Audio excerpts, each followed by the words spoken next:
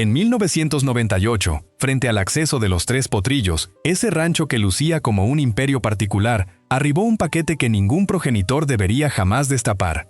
No traía discos de oro, no traía cartas de seguidores, no traía flores para el hombre al que México nombraba el rey.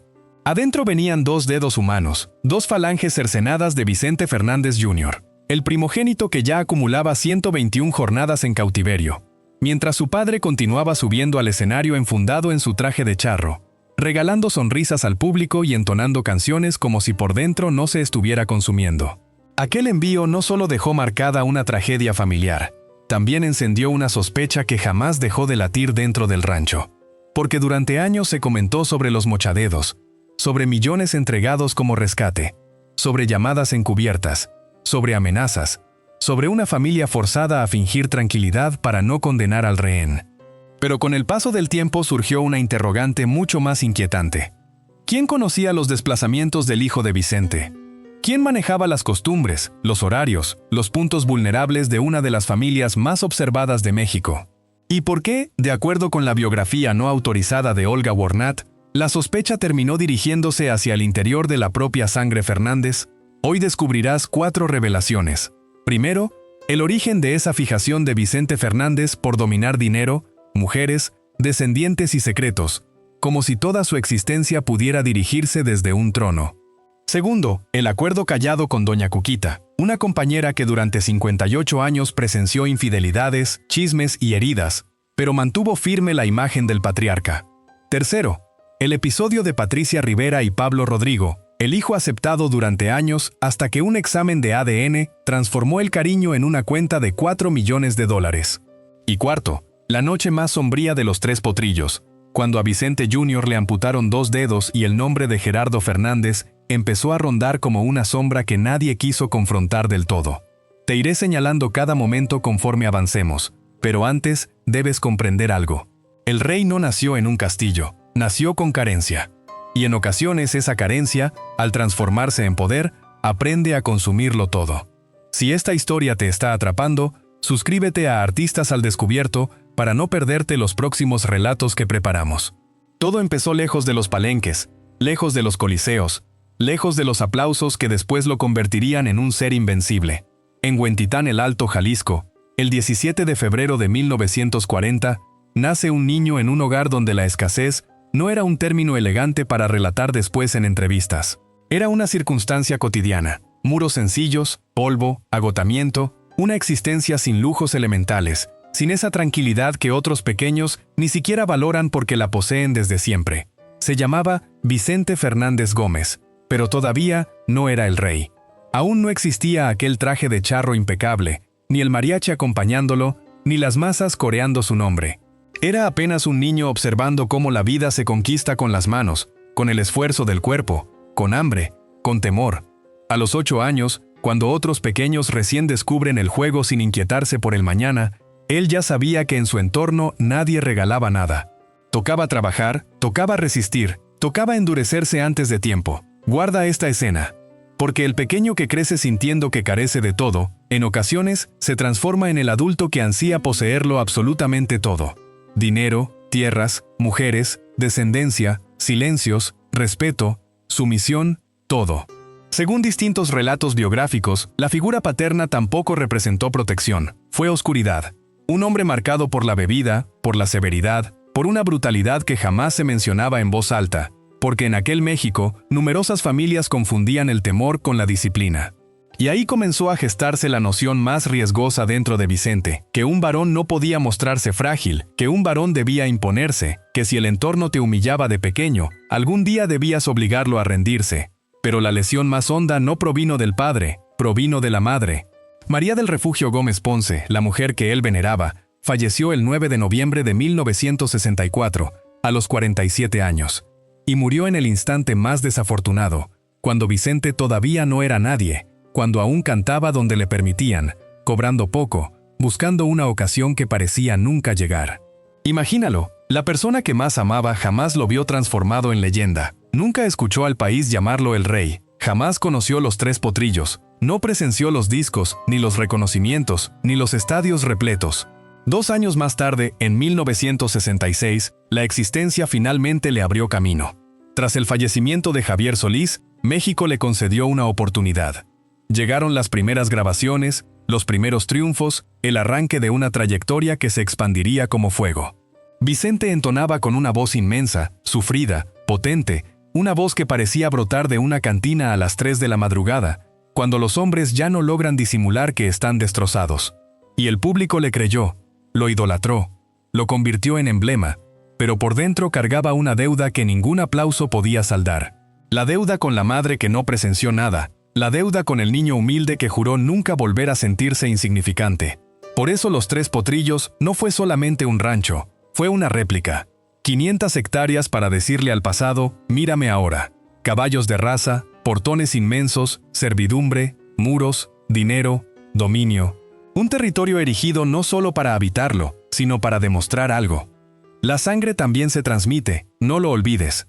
Porque ese territorio no se levantó únicamente con melodías, también se edificó con miedo.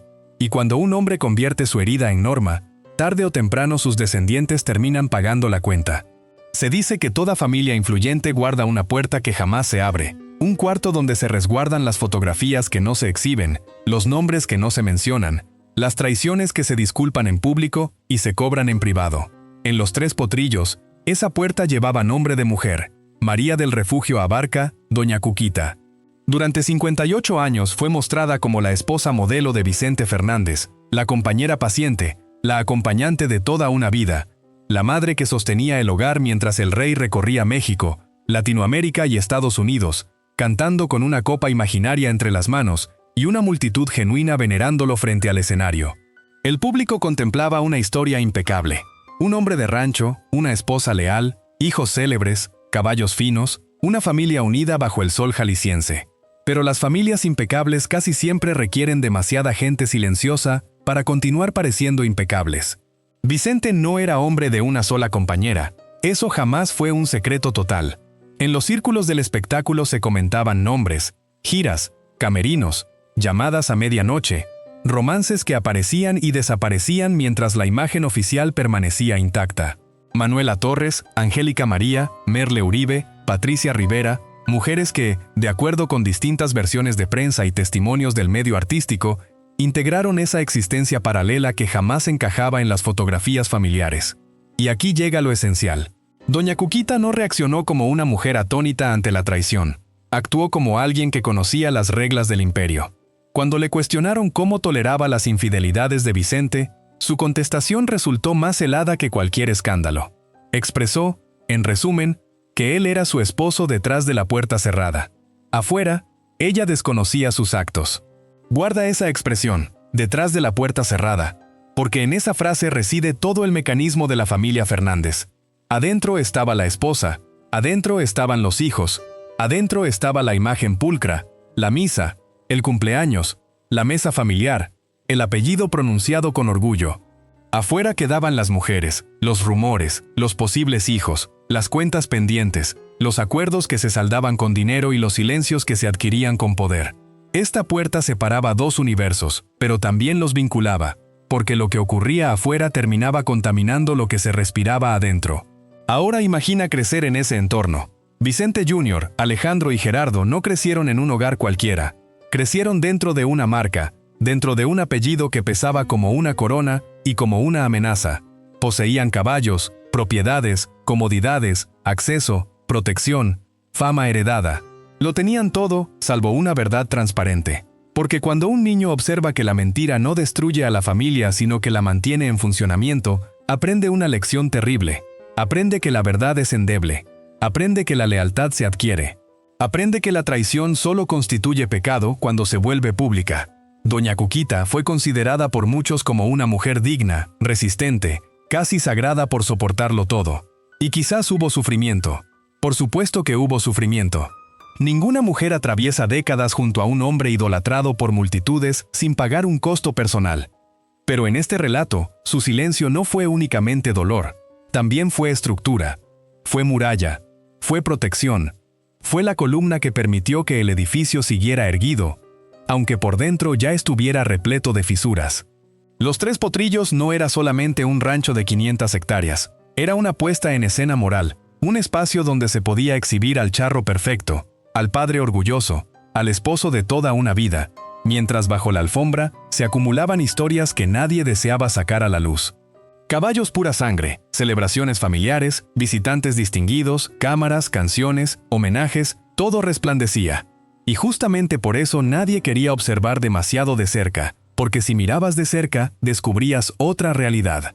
Descubrías que el afecto dentro de ese imperio tenía jerarquías, que la sangre importaba, pero el dinero pesaba más, que un hijo podía ser aceptado siempre que no pusiera en riesgo el patrimonio, que una mujer podía ser tolerada mientras no rompiera el acuerdo, que una esposa podía permanecer en el trono siempre que aceptara no indagar demasiado cuando el rey abandonaba el hogar.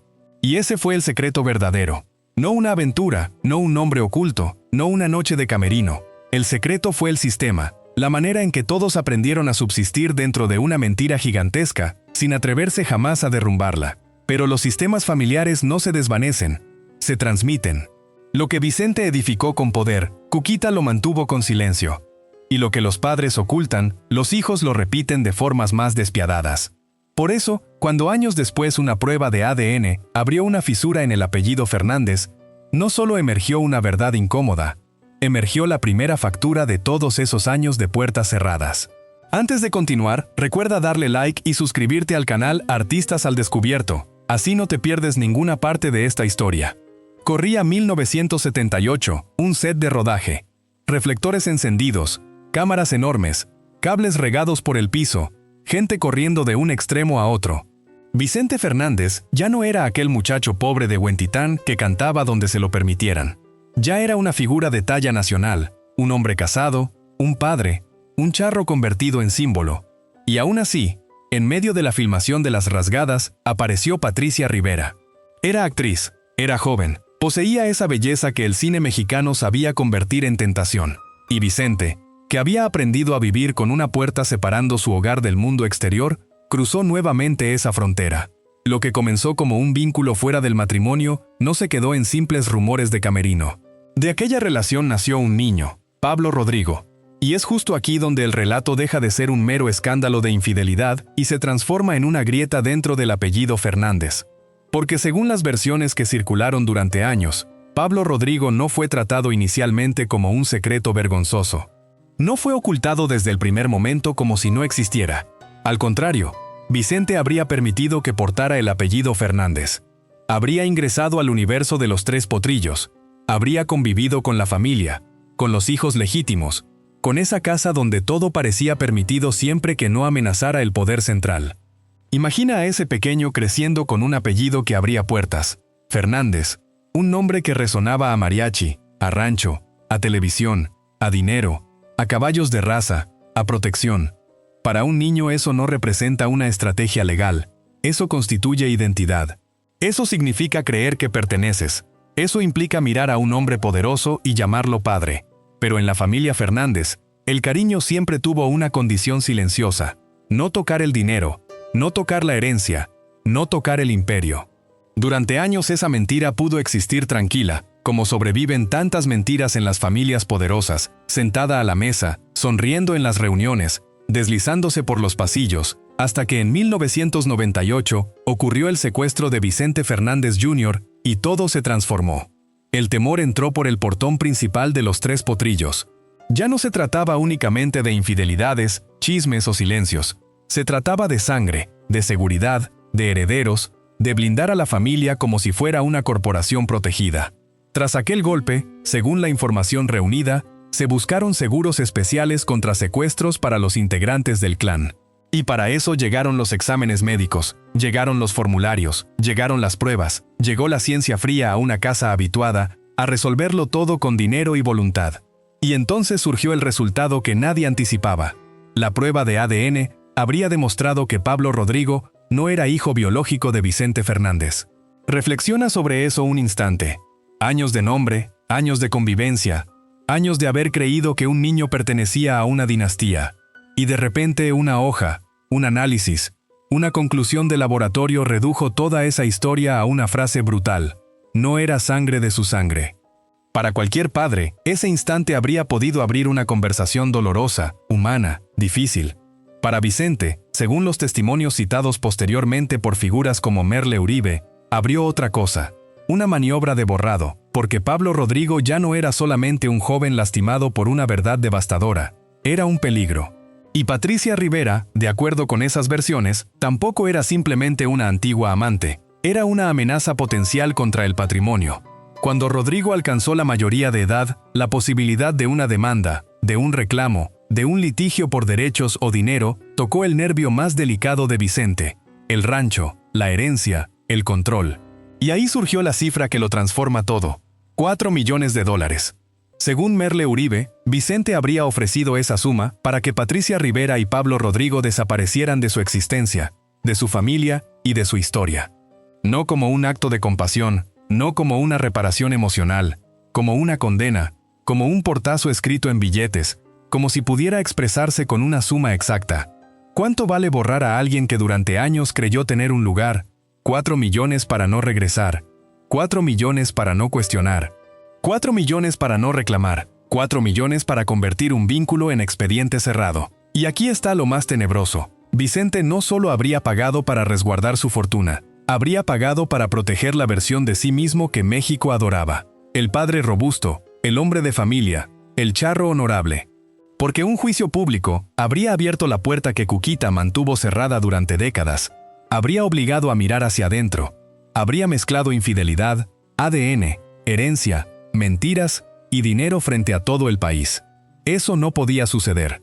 Los Tres Potrillos tenía que continuar pareciendo un hogar perfecto. La música tenía que seguir sonando, los caballos tenían que seguir galopando, el apellido tenía que seguir brillando, y si para eso había que eliminar a un joven de la historia familiar, se hacía.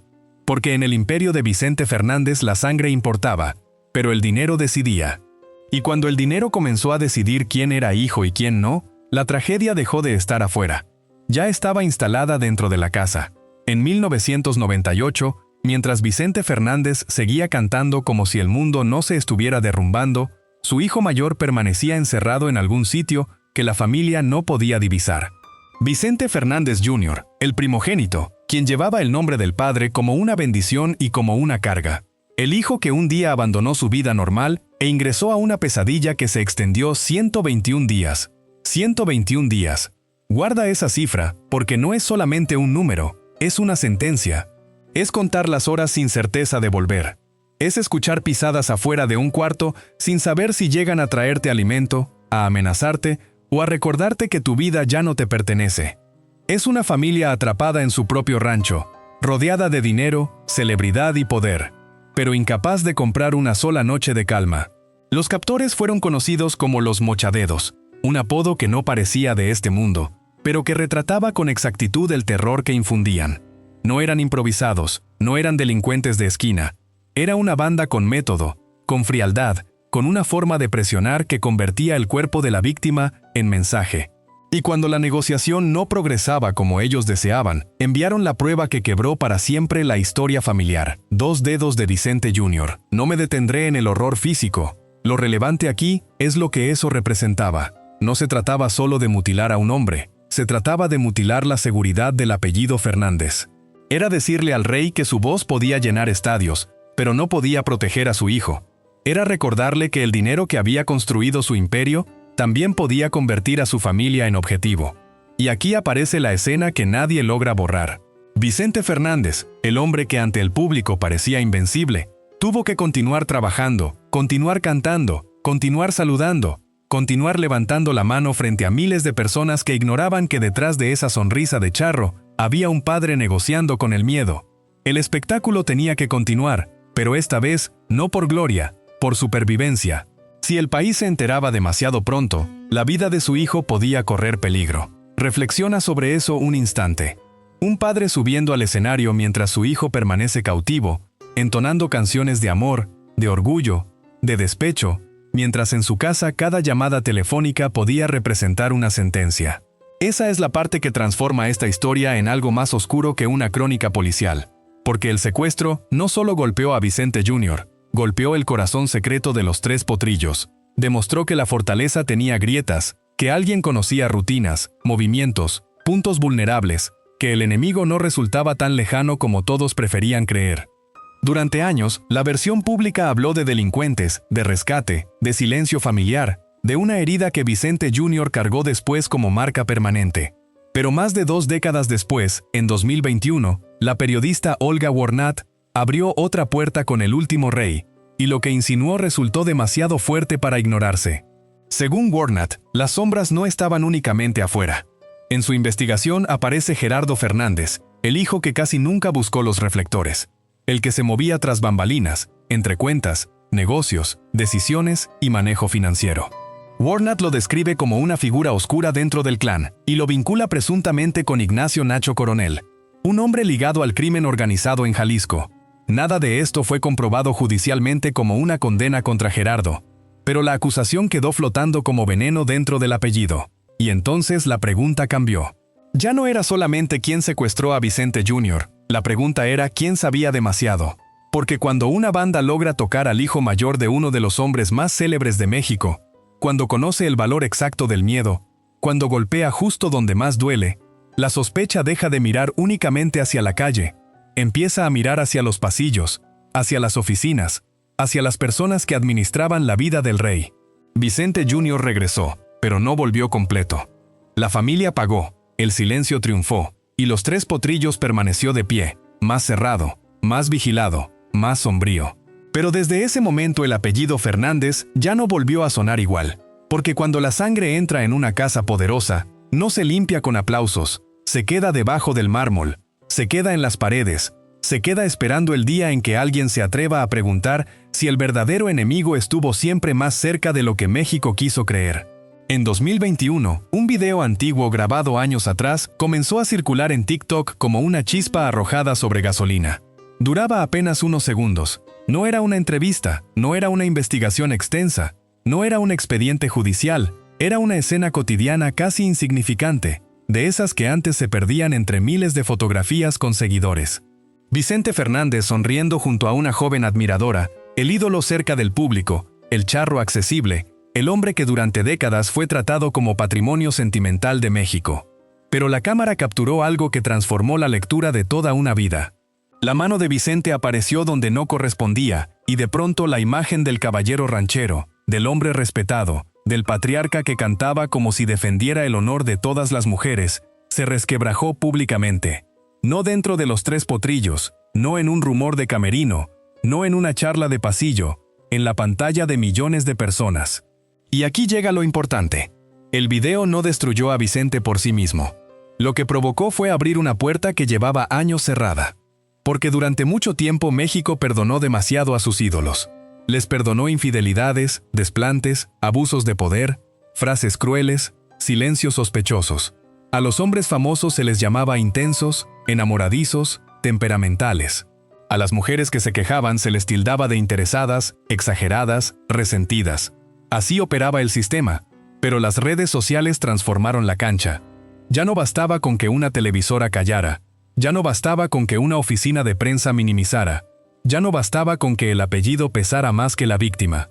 La gente vio el video, lo repitió, lo detuvo, lo comentó, y por primera vez en mucho tiempo la pregunta no fue qué quiso decir Vicente. La pregunta fue por qué durante tantos años nadie se atrevió a mirarlo de frente. Vicente intentó explicar lo sucedido. Habló de un error, de un accidente, de una situación mal interpretada. Pero algo ya se había quebrado. Porque cuando una imagen toca una verdad que muchos sospechaban, la explicación llega tarde, llega débil, llega como una venda pequeña sobre una herida demasiado profunda. Y entonces surgió el nombre que oscureció todavía más el panorama: Lupita Castro. Según su propio testimonio, Lupita acusó a Vicente Fernández de haber abusado de ella cuando era muy joven y apenas intentaba abrirse camino en el mundo artístico. Lo declaró años después con la voz de alguien que no estaba narrando un chisme, sino intentando liberar una piedra que había cargado durante décadas. Sus palabras fueron graves, sus señalamientos dolorosos, y deben mencionarse con cuidado, porque no existió una sentencia judicial que los confirmara, pero también deben contarse porque forman parte de la grieta pública que terminó alcanzando al mito. Lupita no solo habló del presunto abuso, habló del miedo, del poder, de la censura, de programas cancelados, de entrevistas detenidas, de una industria que, según ella, Prefería proteger al ídolo antes que escuchar a la mujer que lo señalaba. Guarda esto en la memoria. Porque el escándalo no era únicamente lo que decía haber vivido. El escándalo era el sistema que durante años habría hecho casi imposible contarlo. Reflexiona un instante. Una joven frente a un hombre inmenso, no solo físicamente, inmenso en fama, inmenso en dinero, inmenso en influencia. Vicente no era un cantante más, era una institución. Era palenques repletos, discos vendidos, películas repetidas, amistades poderosas, periodistas complacientes, empresarios agradecidos, televisoras que necesitaban su nombre para vender nostalgia. ¿Cómo se enfrenta alguien a eso sin ser aplastada? La respuesta de muchas víctimas durante décadas fue el silencio. No porque el silencio curara, no porque el silencio borrara, sino porque hablar podía costar carrera, reputación, empleo, familia, tranquilidad. Lupita dijo que no deseaba llevarse ese secreto a la tumba, y esa frase, más que una denuncia, suena como una sentencia contra todo un país que aprendió a convertir a sus ídolos en intocables. El problema de los mitos es que no envejecen bien cuando aparece la verdad. Vicente seguía siendo la voz de México para millones. Seguía sonando en fiestas, cantinas, funerales, homenajes, pero ya no todos podían escuchar esa voz de la misma manera. Detrás de cada canción, empezó a surgir otra pregunta. ¿Cuántas cosas se ocultaron para que el rey siguiera pareciendo rey? Y esa es la parte más incómoda. Quizás Vicente Fernández nunca perdió por completo el cariño del público. Los ídolos de esa magnitud rara vez caen de una sola vez. Pero sí perdió algo más difícil de recuperar: la inocencia de su imagen. La idea de que el hombre que cantaba sobre honor también vivía con honor. Desde ese video, desde esas acusaciones, desde esas voces que empezaron a manifestarse, la estatua dejó de ser de bronce puro. Se le notaron las fisuras, y cuando una estatua se agrieta, sin importar cuántas flores le coloquen alrededor, la grieta ya habla. En agosto de 2021, Los Tres Potrillos, el mismo rancho que durante décadas había funcionado como palacio, refugio y fortaleza, se convirtió de pronto en el escenario del derrumbe final. Vicente Fernández, el hombre que había cantado de pie ante multitudes durante más de medio siglo, cayó en su propia casa. Una caída, eso dijeron al inicio, una caída en su habitación, una lesión grave en las cervicales, una cirugía urgente, palabras médicas, frías, ordenadas, casi asépticas. Pero detrás de esas palabras ocurría algo mucho más cruel. El cuerpo del rey comenzaba a cobrarle toda una vida de excesos, orgullo, silencios y batallas jamás resueltas. Piensa en esto. Un hombre que había convertido su voz en un monumento nacional, conectado a tubos, un charro que parecía invencible, inmóvil en una cama. El hombre que tantas veces cantó como si el pecho le perteneciera al mundo entero, dependiendo ahora de médicos, respiradores, informes clínicos y comunicados familiares cuidadosamente administrados. Después llegó otro golpe: el diagnóstico de síndrome de Guillain-Barré, una enfermedad rara, silenciosa, devastadora, capaz de atacar los nervios, debilitar el cuerpo, apagar la fuerza desde adentro. Para un hombre como Vicente, que había construido su mito sobre la potencia física, la presencia, el grito ranchero, la imagen del macho que no se dobla, aquello resultaba una humillación del destino. No podía dominar su propio cuerpo, no podía comprarle obediencia, no podía imponerle silencio. Durante meses, México aguardó noticias. Afuera del hospital, los medios respiraban al ritmo de cada comunicado. Adentro, la familia controlaba la información como había controlado tantas otras cosas durante décadas. Se hablaba de mejorías, luego de recaídas, de avances pequeños, de momentos delicados. El país entero veía pasar los días como quien observa una vela consumirse lentamente, sin saber si todavía queda fuego o solo humo. Y aquí llega la parte más incómoda, porque incluso en la agonía, Vicente Fernández seguía siendo una marca, un símbolo, un negocio emocional gigantesco. Cada parte médico movía titulares, cada rumor disparaba programas, cada fotografía antigua volvía a circular. El hombre se apagaba, pero el mito seguía produciendo. El 12 de diciembre de 2021 llegó el anuncio oficial. Vicente Fernández había fallecido a los 81 años, y la fecha cayó sobre México como una campana sagrada. 12 de diciembre, Día de la Virgen de Guadalupe. Para millones de mexicanos no era un día cualquiera. Era la fecha más profunda de la fe popular. La fecha de las mañanitas, las peregrinaciones, las veladoras, los rezos, las lágrimas frente a la imagen morena. Y entonces el relato perfecto apareció solo. El rey de la ranchera se iba el día de la Virgen. El charro de México moría en una fecha mexicana hasta los huesos. Las televisoras lo repitieron con emoción. Los homenajes crecieron. La coincidencia fue tratada casi como una señal divina, como si el cielo hubiera elegido el día exacto para cerrar la vida de Vicente Fernández. Pero no todos lo creyeron. Gustavo Albite, amigo cercano y compadre de Vicente durante décadas, levantó una acusación dolorosa. Según él, la familia habría manipulado o administrado la fecha de la muerte para generar mayor impacto mediático. Lo expresó con enojo, con tristeza, como alguien que no atacaba a un difunto, sino que denunciaba lo que, según su versión, se hizo con el cuerpo simbólico de ese difunto. Nada de eso fue comprobado judicialmente, pero la sospecha quedó clavada porque en la historia de Vicente Fernández todo había sido administrado. La imagen, las mujeres, los hijos, el rancho, los silencios, el dinero, la herencia. ¿Por qué la muerte iba a escapar a esa lógica? Tal vez murió exactamente cuando se dijo. Tal vez la fecha fue solo una coincidencia poderosa. Tal vez la familia únicamente quiso proteger su intimidad en medio del dolor. Pero la pregunta existe porque el propio imperio le enseñó a México a desconfiar de sus puertas cerradas. Y así terminó Vicente. No en un escenario, no con un mariachi esperándolo bajo las luces, no decidiendo su último aplauso. Terminó en una cama rodeado de máquinas, comunicados y sospechas. El hombre que cantó como rey murió como misterio, y hasta su último silencio pareció pertenecerle menos a él que al apellido que dejó atrás. Después del 12 de diciembre de 2021, cuando las cámaras dejaron de transmitir el duelo, cuando los mariachis bajaron los instrumentos y cuando México terminó de llorar al rey, comenzó la parte que casi nunca se canta. La herencia, el dinero, el verdadero trono de los tres potrillos. Porque Vicente Fernández no dejó solo canciones, dejó una maquinaria, derechos musicales, propiedades, caballos, marca, rancho, negocios, contratos, tequila, un apellido que todavía podía generar millones aún después de muerto. Públicamente se habló de una fortuna cercana a los 25 millones de dólares, pero según versiones del espectáculo y estimaciones no oficiales, el imperio real podía ser mucho más grande, hasta acercarse a los 500 millones de dólares si se sumaban el valor de la marca, las regalías, las propiedades y el rancho de 500 hectáreas. 500 hectáreas. Guarda esa cifra, porque no hablamos de una casa familiar, hablamos de un reino. Y en los reinos, cuando muere el rey, nadie llora demasiado tiempo antes de mirar el trono. Vicente aseguraba ser un hombre precavido, que ya había repartido todo, que pensaba en sus hijos y nietos.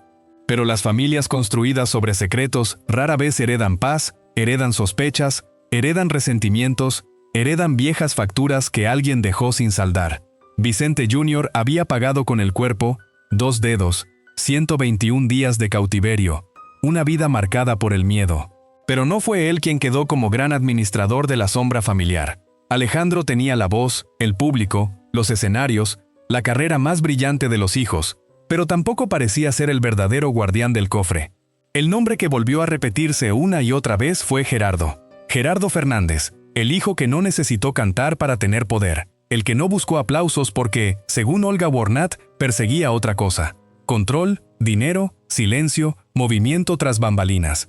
En El último rey, la biografía no autorizada que la familia rechazó con furia, Gerardo aparece como una figura oscura, ambiciosa, ligada presuntamente a intereses financieros difíciles de explicar y a relaciones peligrosas. Nada de eso fue comprobado judicialmente como delito. Pero en una dinastía donde tantas cosas se resolvieron fuera de los tribunales, la ausencia de juicio no borró la duda, y esa duda es la verdadera herencia. Porque al final, la historia de Vicente Fernández no se comprende solo por sus discos, se comprende por lo que su familia aprendió observando al patriarca.